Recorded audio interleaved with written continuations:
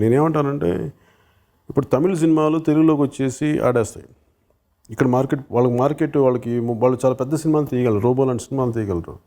మనమేమో ఇక్కడే కూర్చొని తెలుగులోనే తీసి తెలుగులోనే మార్కెట్ ఉంటే మనమేమో తమిళకి ఎవరు ఒక సినిమాని అంత బడ్జెట్ రాదు. మనం ఎంత పెద్ద ఒక 40-50 కోట్లు పెట్టి సినిమా తీసినా కానీ తమిళ్లో దాన్ని కనీసం 50 లక్షలు కూడా కొనరు.